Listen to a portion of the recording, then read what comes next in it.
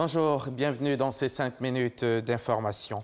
Le président de la République, Alassane Ouattara, est en visite dans le Moronou depuis mercredi dernier. Ce samedi, 4e jour de sa visite dans la région, 4e et dernier jour, le chef de l'État est à Bongouanou, chef-lieu de la région.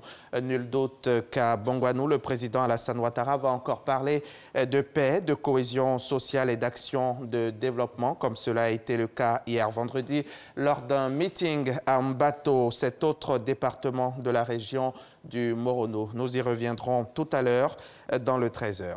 Et sur place à Mbato, avant le meeting, le chef de l'État s'est rendu au village d'Assié-Akwessé. Le président de la République y a procédé à la mise en service de l'extension du réseau électrique dont bénéficie désormais ce village, en plus d'ailleurs des 10 autres quartiers de la ville de Mbato, des quartiers qui ont bénéficié de travaux d'extension du réseau électrique, le tout pour un coût total de 660 millions de francs CFA. Le reportage de Mahma Traoré. Le reportage de Mahma Traoré concernant donc la mise en service de l'extension des travaux du village Assié-Akwessé. Assié-Akwessé, village fondé en 1805 et qui fait aujourd'hui partie de la commune de Mbato. Ces dernières années, le village a grandi tant par sa population que de par son territoire, mais la fourniture en électricité jusque-là n'était pas à la hauteur de la demande.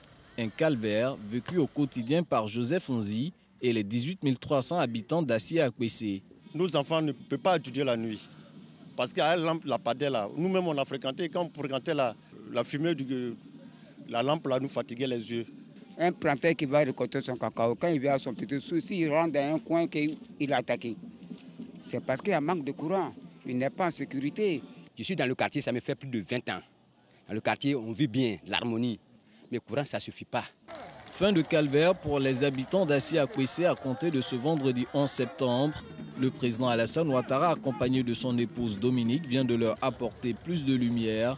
Ce, suite aux travaux d'extension du réseau électrique entrepris dans leur quartier par le ministère du Pétrole et de l'Énergie pour un coût global de 106 millions de francs CFA. Nos villes, nos quartiers s'agrandissent. La population devient de plus en plus importante. Donc il est important de revenir dans certains endroits qui avaient été électrifiés il y a des décennies pour étendre le réseau. Nous avons tiré environ 5 km de lignes moyenne et basse tension ici, installé environ 95 poteaux et lampadaires et 2 transformateurs. Nombreux sont les habitants d'Assié-Akwessé à avoir déjà formulé une demande de compteur auprès de la compagnie ivoirienne d'électricité. On a déjà plus de 300 personnes qui ont été raccordées et là, après cette extension, on pense qu'il y a quelques centaines de personnes encore également dans cette zone précise qui vont être raccordées. Vous avez simplement à installer donc la niche et ensuite vous n'avez pas à payer les premiers frais de raccordement, vous les payez sur la durée. Comme Assié-Akwessé, 10 autres quartiers de la ville ont aussi bénéficié de travaux d'extension du réseau électrique, comme ici à Dioulakro. Dans l'ensemble, ce chantier de renforcement du réseau électrique au profit des 11 quartiers de Mbato a coûté à l'État 660 millions de francs CFA. Voilà pour le chapitre visite du chef de l'État dans la région du Moronou. Et tout à l'heure, pour l'étape de Bongouanou, Adama Koné recevra ses invités juste après ce flash d'information. Autre chose à présent, dans le cadre de la lutte contre la grande criminalité, la Direction générale de la police nationale a procédé hier vendredi au lancement d'une opération de grande envergure sur l'ensemble du territoire national. Nous y reviendrons également tout à l'heure dans le 13h. La concertation nationale sur la transition s'achève ce samedi au Mali. Vendredi, la journée a été consacrée à des discussions sur la charte de la transition proposée par le comité d'experts désigné par la junte. Le document propose notamment une transition de 2 ans et un président de transition civile ou militaire. Les débats ont souvent été houleux.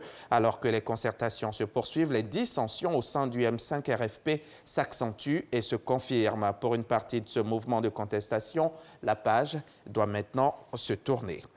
Oscar Denis Sanchez, c'est l'ancien vice-président du Paraguay. Il a disparu mercredi 9 septembre dans une localité proche de la frontière avec le Brésil.